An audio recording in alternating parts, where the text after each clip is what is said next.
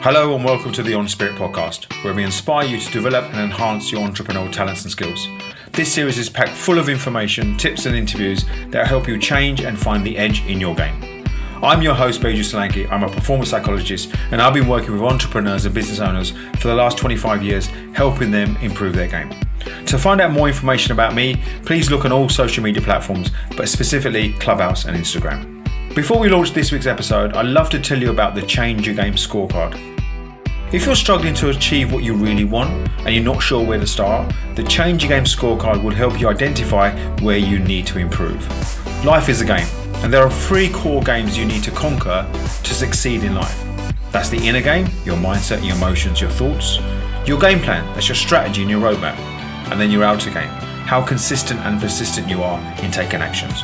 The Change Your Game scorecard will help you identify how strong you are in each of those games. Please visit changeyourgamescorecard.com for more information and get your report today. Thank you for listening.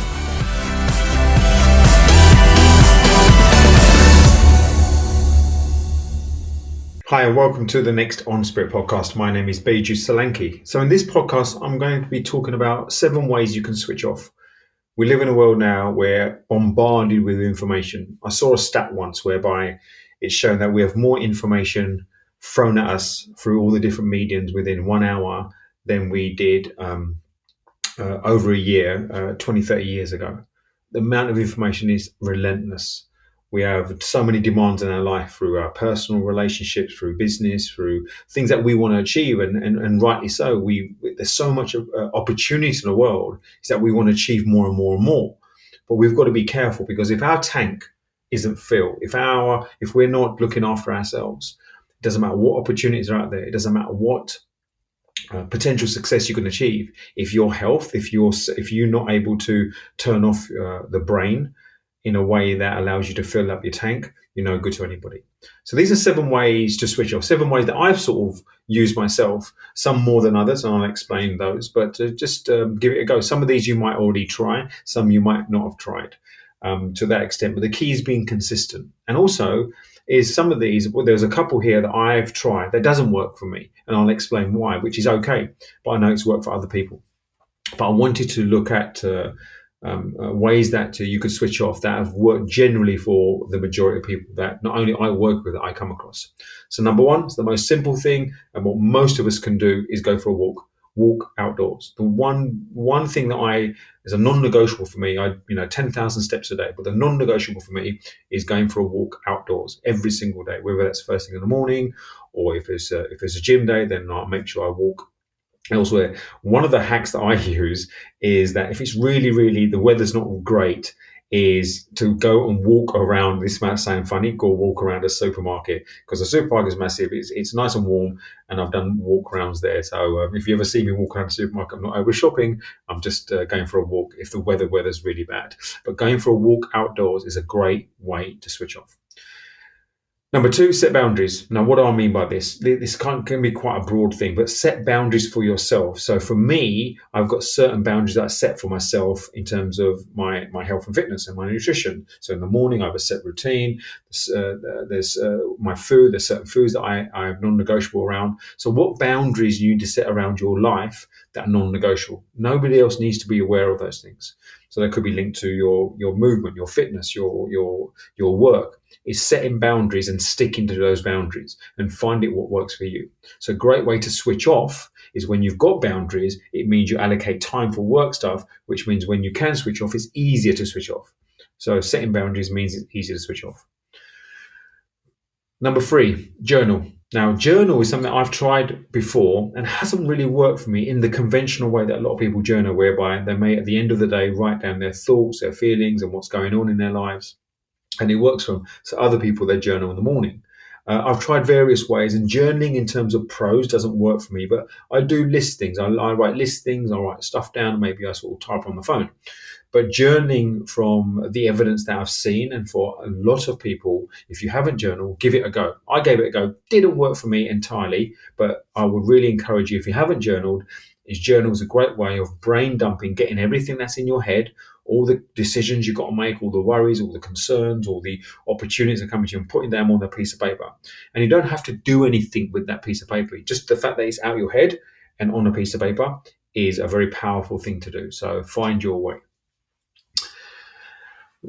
One thing that I do that allows me to switch off is cook, but cook with intent. So when I mean cook, I don't mean sort of finding something to put in the oven and heat up. I mean cook with intent. Get the ingredients.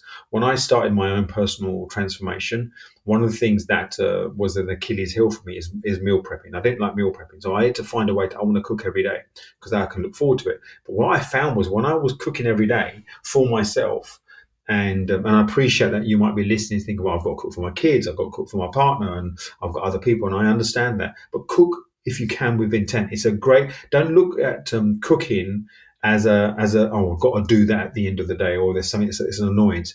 Actually, indulge yourself in terms of the process of cooking because it switches. You're concentrating, you're creating something. So get the ingredients. There's so many recipes out there that you within 30 minutes you can create so it's not only healthier, but it allows you to switch off your brain and it sort of indulges your creative juices. And it's a fantastic way to cook with intent, meaning get recipes, get fresh ingredients, and make a plan. So maybe on a Sunday, say, okay, 2 or 3 days a week, I'm going to cook, get all the ingredients. It's a great way of switching on, something to look forward to as well during the day or maybe in the evening, whereby you can spend, you could spend literally an hour where you're cooking and actually eating. So 30-minute meals, get it done, bang, bang, off you go. So cook with intent is a great way to switch off. Number 5 is choose a self-care habit. So what could that be? Meditation, exercise, reading a book, doing some sort of movement. Choose one self-care habit. What I find is that people have different methodologies, different things they can do to self-care.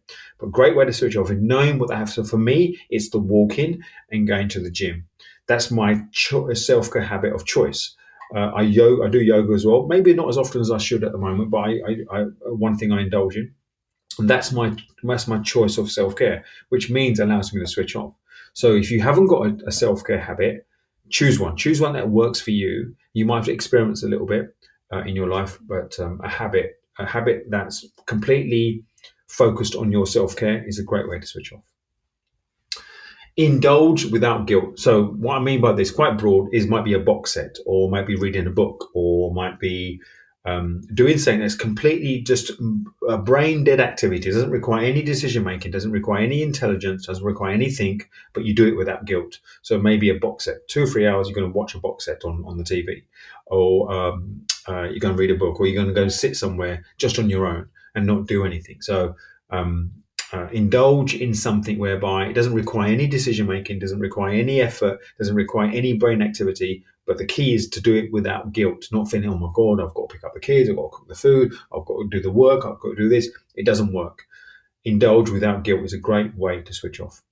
And finally, number 7 is a social media detox. And even if it's for a few hours, you might say some people say every evening after 7 o'clock, 6, they completely switch off the phone and no social media. If that works for you, great.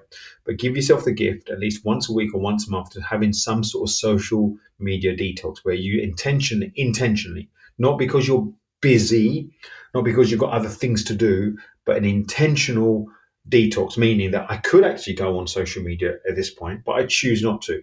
And block that out a few hours, maybe a couple of days, where you have a complete detox, so you don't have anything coming to you, any information coming to you that's going to affect your thinking, that you're completely within your thoughts, and then go back to it. It's a great way to switch off. So 7 ways to switch off. Go for a walk, especially outdoors. Set boundaries within your life.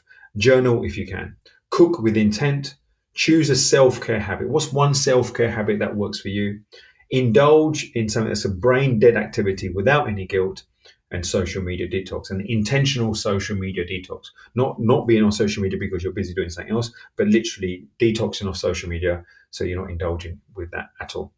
I hope those 7 things help. Have a great day. And just turn off this podcast now and indulge yourself. Have a great day. Take care. Bye. Thank you for listening. To find out more about myself or the Change Your Game Scorecard, you can visit changeyourgamescorecard.com, where you can find out how strong your game is and get a full detailed report. Also, if you found this episode useful, please do leave a rating or a review in iTunes to help others discover it too. Until the next time, my name is Indulge.